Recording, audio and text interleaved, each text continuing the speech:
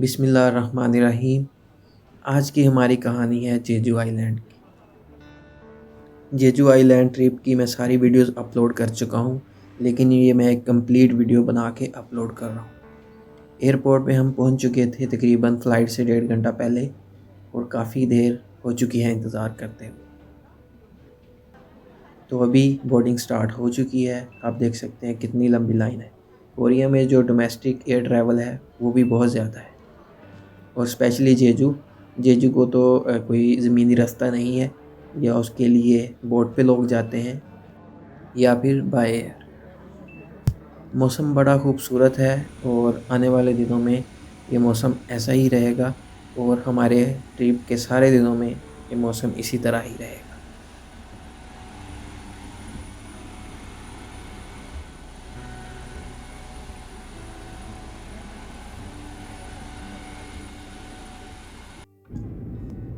Finally plane चल पड़ा है टेक ऑफ की तरफ, और बारिश हो रही है। बड़ा ही प्यारा मौसम बन चुका है। अब आप देखेंगे खूबसूरत सा बुसान और उसके साथ गिमे। बुसान बड़ा फेमस सिटी है, कोरिया का सेकंड लार्जेस्ट सिटी है कोरिया में। फर्स्ट इसका कैपिटल है जिसका नाम है सियोल। उसके बाद है बुसान।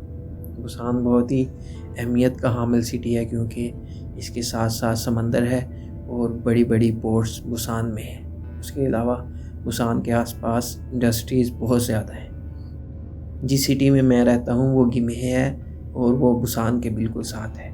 ये जो सामने दरिया नज़र आ रहा है, इसकी एक साइड पे गिमे है और एक साइड पे बुसान है। अभी जो प्लेन जा रहा है ये गिमे की साइड पे जा रहा है, और फिर ये टर्न लेगा और जेजू की तरफ जाएगा। जेजू आइलैंड है वो जापान की तरफ है, जापान से थोड़ा एक साइड को हटकर। इसको जापान और कोरिया से तकरीबन इक्वल डिस्टेंस है। दरिया के साथ साथ और जो प्लेन जगह हैं वहाँ पे सारी एग्रीकल्चर लैंड है, और जो थोड़ी सी नाहमवार जगह हैं या पहाड़ों के साथ साथ वहाँ पे सारी रहायशी एरियाज़ हैं, बिल्डिंग्स हैं, अपार्टमेंट कॉम्प्लेक्सेस हैं।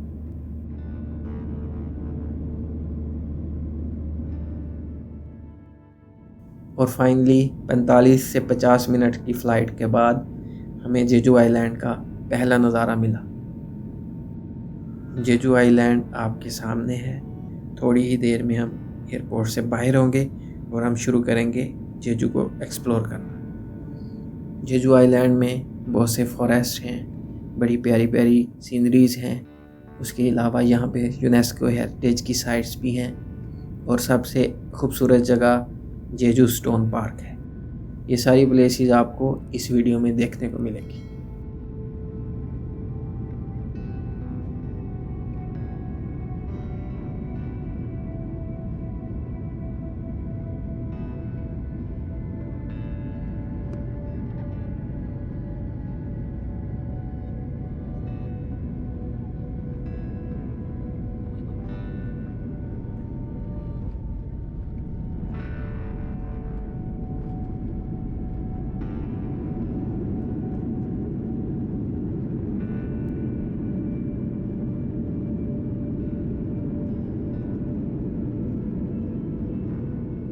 फाइनली सेफली लैंड करने के बाद आ चुके हैं हम एयरपोर्ट के बाहर।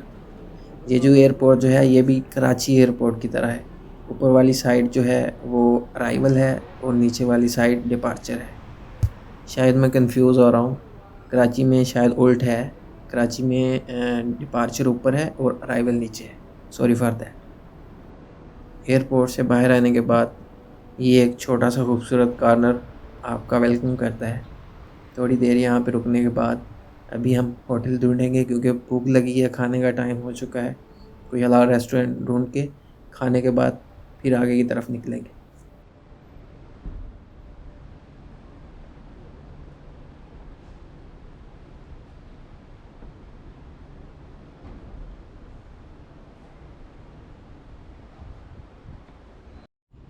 होटल अच्छा सा मिल गया था, खाना खा चुके हैं। होटल तो था अरेबिक, लेकिन वहाँ पे काम इंडियंस कर रहे थे। अभी हम गुज़र रहे हैं खूबसूरत सी गलियों से। आप देख सकते हैं कि कितने खूबसूरत से मकान हैं जो जेजू में हैं। यहाँ पर मोस्टली आपको सिंपल घर मिलेंगे, अपार्टमेंट्स बहुत कम मिलेंगे और पुराने घर जो पुराने स्टाइल में बने हुए हैं, आप देख सकते हैं बहुत ही खूबसूरत है। सबसे खूबसूरत चीज़ मुझे लगती है इन घरों में, एक तो इनकी छत और दूसरा इनका मेन गेट। ये दो चीज़ें मुझे सबसे ज़्यादा खूबसूरत लगती हैं। सुनसान सी गलियाँ हैं, कुछ नहीं है इधर, सिर्फ हम लोग जा रहे हैं और गाड़ियाँ खड़ी हैं। अब हम जा रहे हैं अपने सबसे पहले डेस्टिनेशन की तरफ, जो कि साहिल समंदर है। खूबसूरत जगह है, मेरे साथ ही रहिएगा, थोड़ी देर में आपको दिखाता हूँ।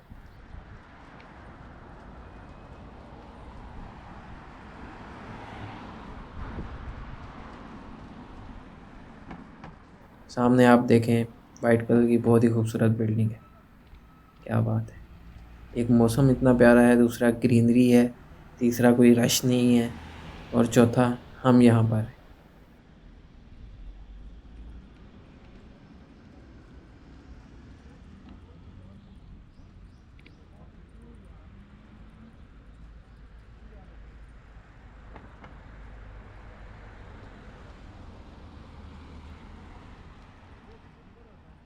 ये देखें कैरी डब्बा पाकिस्तानी स्टाइल वाला।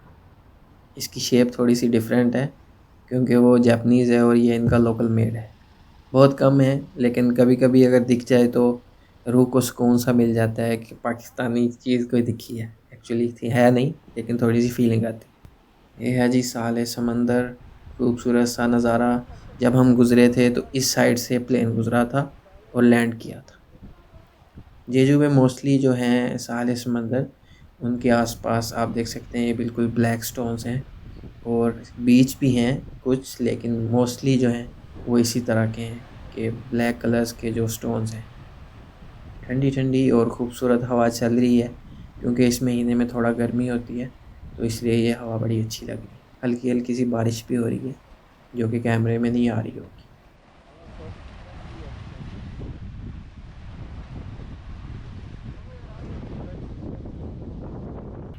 ये सामने देखें प्लेन जा रहा है, थोड़ी देर में एयरपोर्ट पर लैंड करेगा। हम भी इधर से ही गुजरे थे।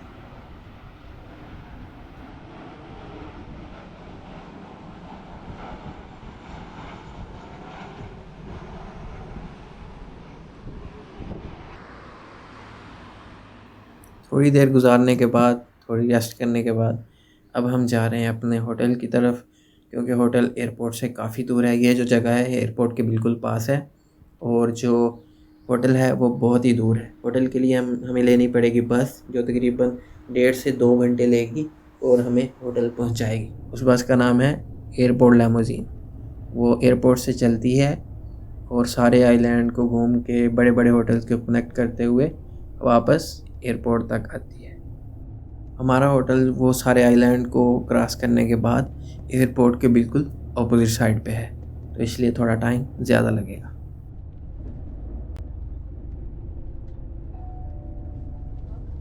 이번 정류장은 정촌마을입니다. 다음 정류장은 동방활성 정류장 5입니다.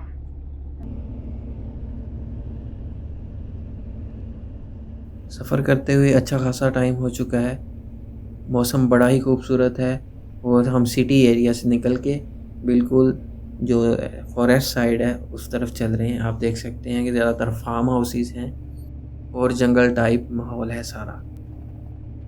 बारिश जो है वो मुसलसल हो रही है लेकिन अभी थोड़ी ज़्यादा हो चुकी है।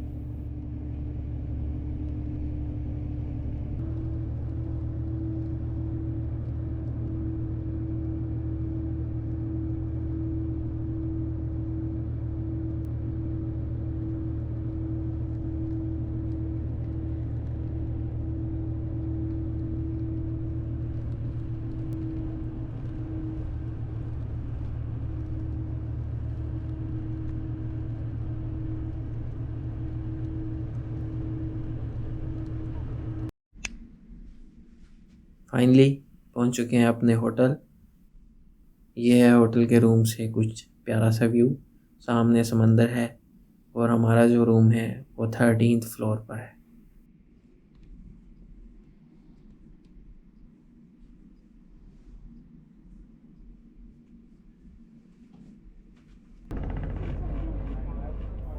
अब शुरू हो चुका है नेक्स्ट डे, जेजू में हमारा दूसरा दिन। और सुबह उठते ही हम जा रहे हैं एक खूबसूरत जगह को देखने। उस जगह का नाम थोड़ा मुश्किल है लेकिन वो यूनेस्को हेरिटेज है। बड़ी ही खूबसूरत सी जगह है। एक छोटा सा पहाड़ की तरह का आइलैंड है लेकिन वो कनेक्टेड है बाकी मेन जेजू आइलैंड से। लेकिन पिक्चर देखने से पता चला था कि बड़ी खूबसूरत जगह है और देखने लायक है, इसलिए हम जा रहे हैं। थोड़ी देर में आपको उसका विज़िट करवाता हूँ। 이번 정류장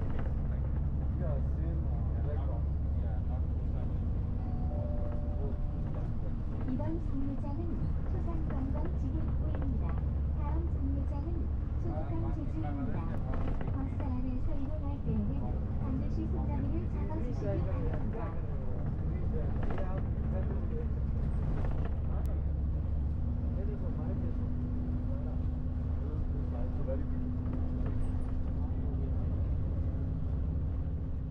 नाश्ता नहीं किया था क्योंकि आसपास कोई होटल नहीं था। एक होटल था इंडियन लेकिन वो बंद था, शायद आज छुट्टी थी उनकी। तो इसलिए हमने एक मुस्लिम फ्रेंडली होटल ढूंढा है और यहाँ पर हम खाएंगे फ़िश और बॉइल्ड राइस।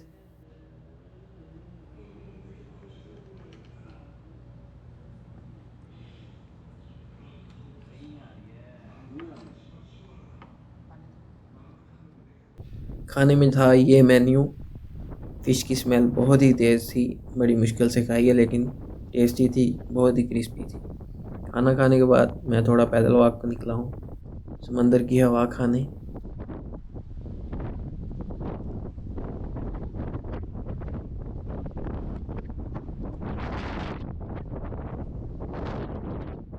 ये वाली सामने जो जगह है ये वो यूनेस्को हेरिटेज है, उसकी तरफ हम थोड़ी देर में जाएंगे क्योंकि बाकी वहाँ अभी बैठी खाना खा रही है। तो मैं पहले ही उठ के आ गया हूँ क्योंकि उसकी स्मेल मेरी बर्दाश्त से बाहर थी। उससे पहले मैंने कहा आपको थोड़ा सा ये एक मंदिर था, बहुत खूबसूरत आर्किटेक्चर था, मैंने सोचा कि ये भी आपको थोड़ा सा दिखा दूँ।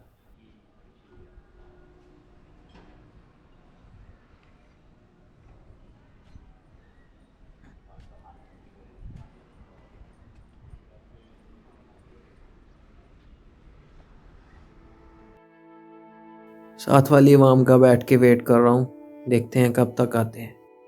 जब वो आएंगे फिर ही मिल के आगे जाना है।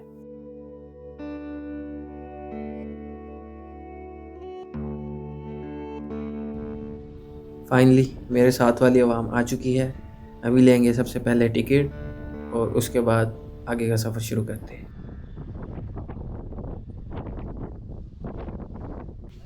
टिकट मिली है 5000 वॉन की, जो कि बनते हैं तकरीबन 600 पाकिस्तानी रुपए।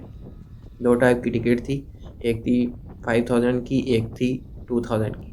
5000 वाली थी, उसमें आप दो तरह की ट्रेन पे जा सकते थे। नंबर 1 वो सामने वाली और दूसरी जो है लेफ़्ट वाली।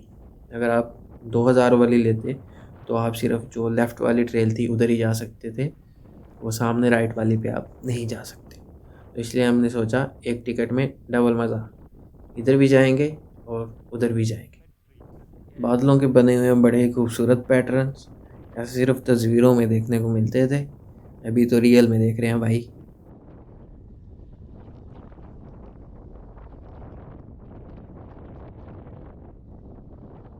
और ये घास की खूबसूरती क्या कहने, बड़ा ही खूबसूरत है। अभी ये तो काट दिया इन्होंने, छोटा छोटा है। इधर सामने जो है ना वो बड़ा बड़ा घास है, वो कैसे लहरा रहा है जैसे कपड़ा हवा से हिल रहा हो।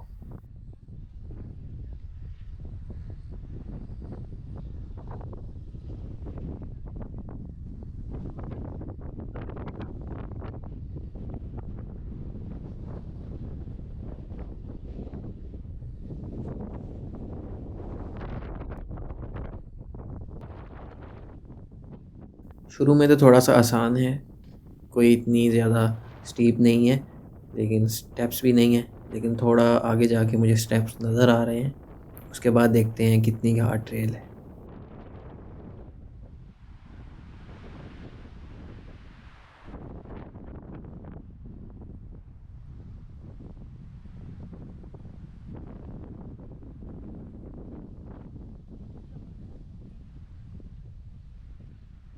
थोड़े ही थोड़े वक्फे के बाद खूबसूरत से रेस्ट एरियाज़ हैं, बेंचेस पड़े हैं, बैठ सकते हैं, थोड़ी देर सस्ता सकते हैं, उसके बाद फिर अपना सफ़र शुरू कर सकते हैं।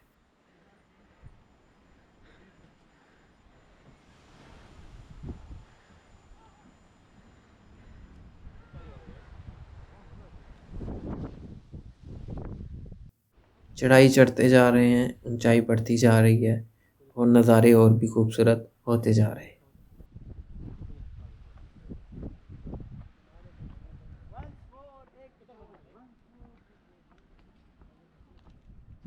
आस्ता आस्ता सीढ़ियों की तादाद बढ़ने लगी है और जो प्लेन जगह है वो कम होती जा रही है।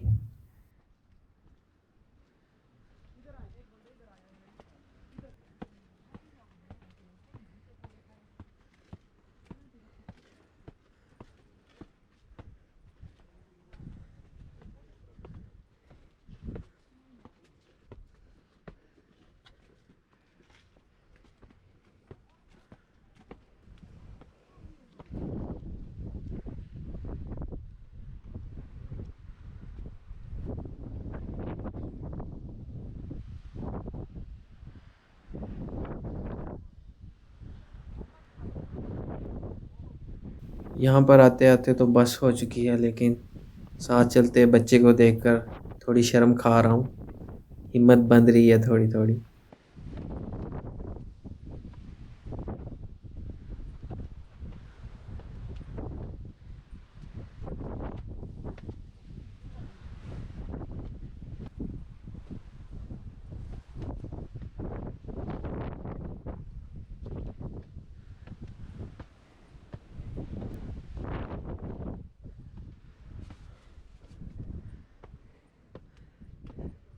फाइनली हम पहुँच चुके हैं और ये सामने है बहुत खूबसूरत सा व्यू। इधर है सारा जो सिटी हम पीछे छोड़ आए हैं।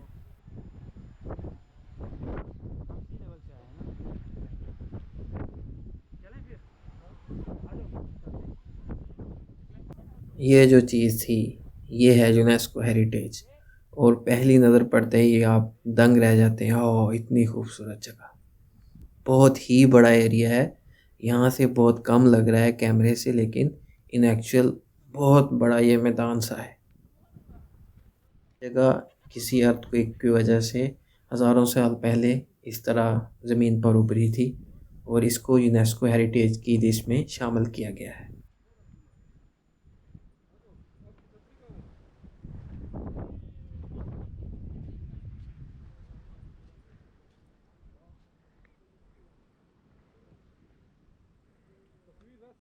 अब हम हैं दूसरी ट्रेल पर, जो कि 2000 वाली थी।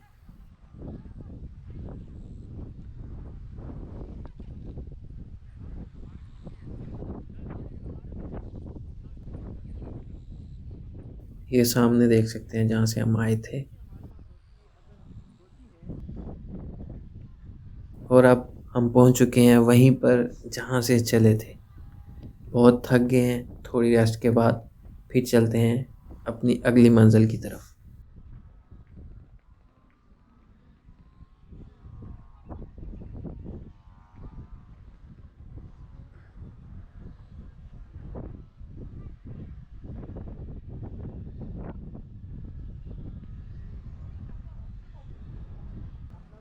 बिल्कुल सुनसान रोड है, कोई बंदा, कोई औरत, कोई बच्चा, कोई जानवर, कुछ नहीं दिख रहा हमारे सिवा। बस का इंतज़ार कर रहे हैं और हमारा अगला डेस्टिनेशन है एक खूबसूरत सी वाटरफॉल, जिसका पानी डायरेक्ट समंदर में गिर रहा है। एक साइड पे समंदर और एक साइड पे वाटरफॉल है। वाटरफॉल्स तो मैं आपको बहुत सारी दिखा चुका हूँ पाकिस्तान में, लेकिन ये वाटरफॉल थोड़ी सी यूनिक है क्योंकि ये सीधी समंदर में गिर रही है।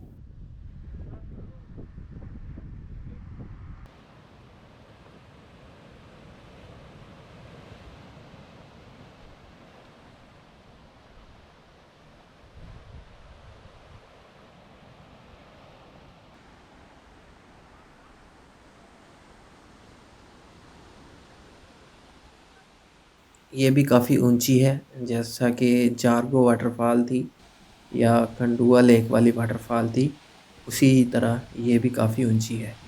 लेकिन कैमरे में थोड़ा लग रहा है कि थोड़ी सी हाइट से गिर रही है। जहाँ पे मैं खड़ा हूँ काफ़ी दूर हूँ, लेकिन आप देख सकते हैं ये कैसे पानी धुंध सी बन के मेरी तरफ आ रहा है। इस वाटरफॉल को देखने के लिए भी हमने टिकट लिया है 5,000 वॉन का। कुछ भी फ्री नहीं है। हाँ, लेकिन कुछ जगह फ्री होती हैं जो कि आने वाले दिनों में आपको दिखाऊँगा।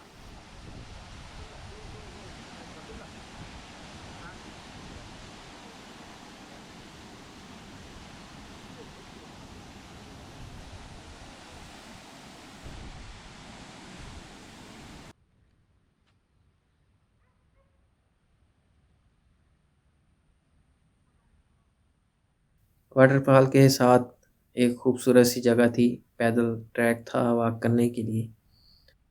वहाँ मैंने थोड़ी देर वॉक की है और ये सामने एक प्यारा सा घर है, पता नहीं क्या है, लेकिन है काफ़ी प्यारा।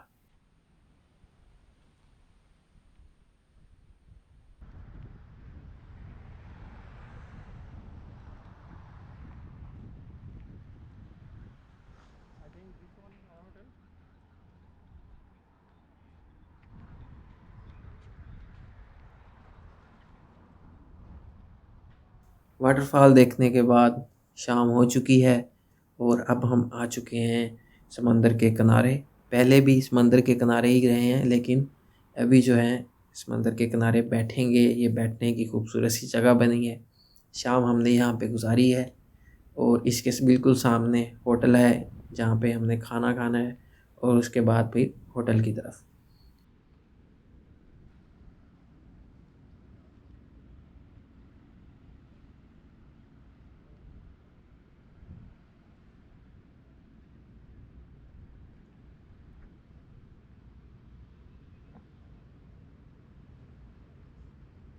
정류장은 굴구름 휴양림길입니다.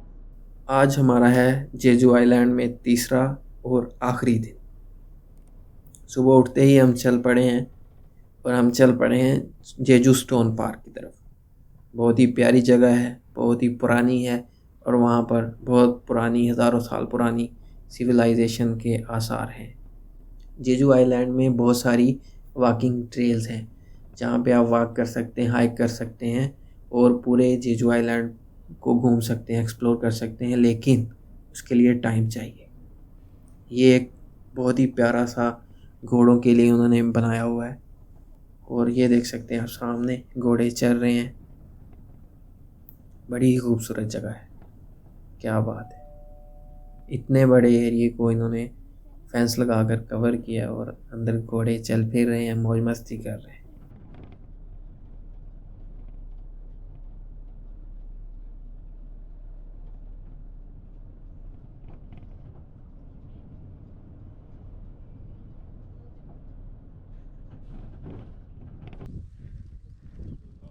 काफ़ी देर सफ़र करने के बाद हम पहुंच चुके हैं जेजू स्टोन पार्क। सामने बड़े बड़े स्टोन्स रखे नज़र आ रहे हैं।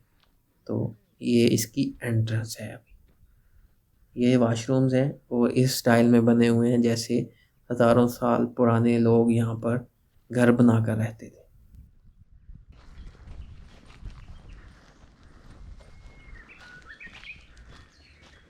ये सामने है टिकट ऑफिस और जो मेन पार्क है उसकी एंट्री। यहाँ पर भी टिकट हमें मिली है 5,000 वॉन की।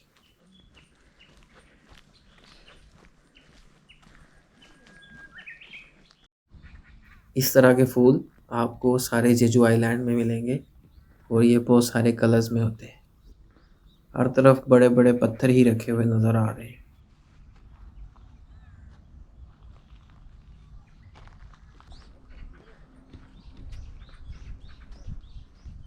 ये साइडों में पत्थर पड़े हैं और दरम्यान से गुजरने का रास्ता है।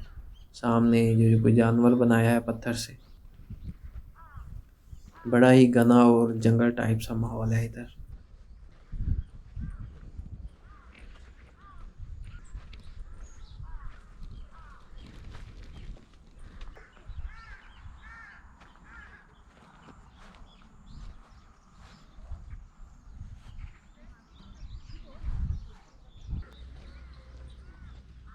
मेरी लेफ़्ट साइड पे जो है और नीचे ये सारा म्यूज़ियम है और राइट साइड पे बड़ा सारा पानी का तालाब है। मकसद तो इसका पता नहीं क्या है, लेकिन देखने में बड़ा ही खूबसूरत है। मेरे ख्याल से ये टूरिस्ट को अट्रैक्ट करने के लिए और पार्क की खूबसूरती बढ़ाने के लिए। कुछ भी नहीं है, जस्ट कुछ इंचज़ की पानी की तह है और काफ़ी सारा एरिया इसने कवर किया हुआ।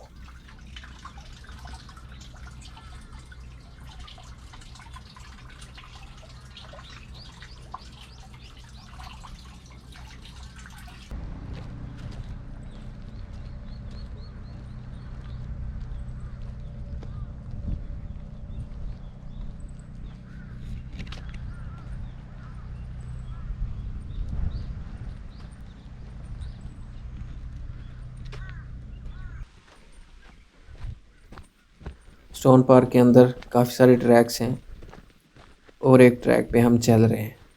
घना सा जंगल है, बारिश भी हो रही है। पत्थरों पे आप देख सकते हैं कैसे फंगस लगी हुई, पता नहीं कब से ऐसे ही पड़े होंगे।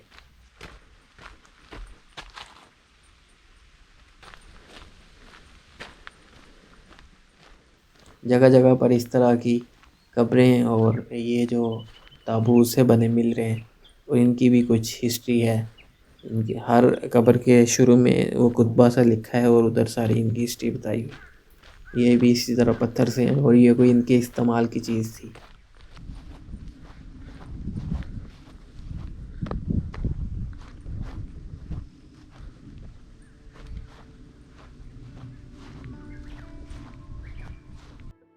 ये एक छोटे से गांव के आसार हैं। इस तरह के उनके घर होते थे हज़ारों साल पहले। ये कुछ मार्केट टाइप लग रहा है क्योंकि वो आप सामने देख सकते हैं, घर के सामने बैठने की जगह है या कुछ सामान वगैरह रखने की जगह है। मट्टी, पत्थरों और गारे और लकड़ियों से बने हुए ये घर हैं।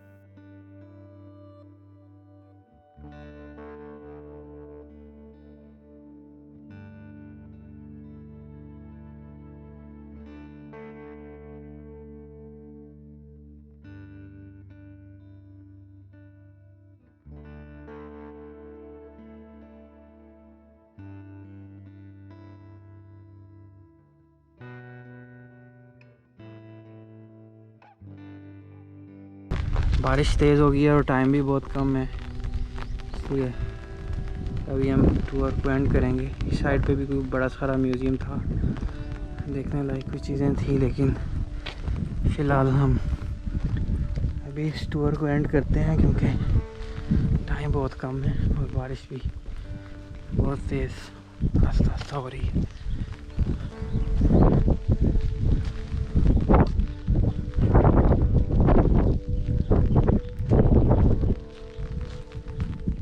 बारिश भी तेज़ हो चुकी है और जाने का टाइम भी हो चुका है क्योंकि तकरीबन 2 से 2.5 घंटे रह चुके हैं फ़्लाइट को। अभी मैं ढूंढ रहा हूँ एग्ज़िट, लेकिन एग्ज़िट नहीं मिल रहा कि किस तरफ है।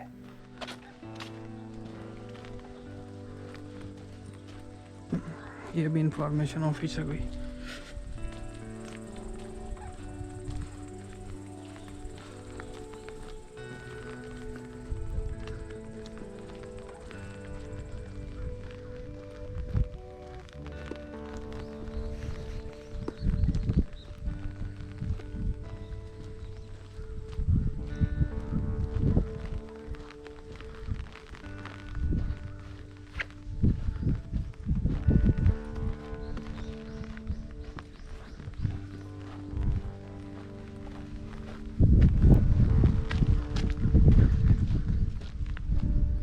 फाइनली पता चल चुका है कि किस तरफ से बाहर निकलना है।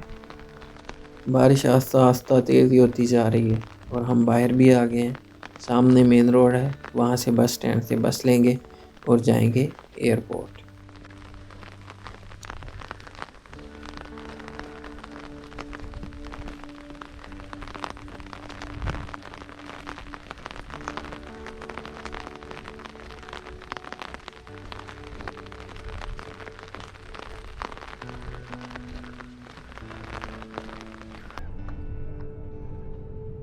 अल्हम्दुलिल्लाह टाइम से हम पहुंच चुके हैं एयरपोर्ट।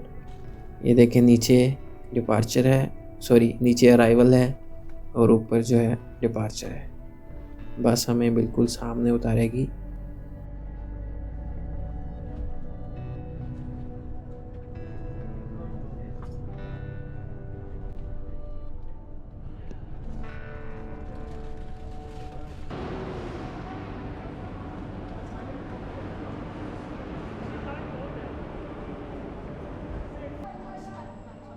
तो जी ये था जेजू आइलैंड का सारा ट्रिप। ये थोड़ी थोड़ी हाइलाइट्स मैंने दिखाई हैं, लेकिन हर डेस्टिनेशन की फुल वीडियो जो है वो चैनल पे ऑलरेडी अपलोडेड है। लाजमी देखिएगा, चैनल को सब्सक्राइब कर लें और आने वाली वीडियोस देखना मत भूलिएगा। दुआ में याद रखिएगा। अल्लाह हाफिज़।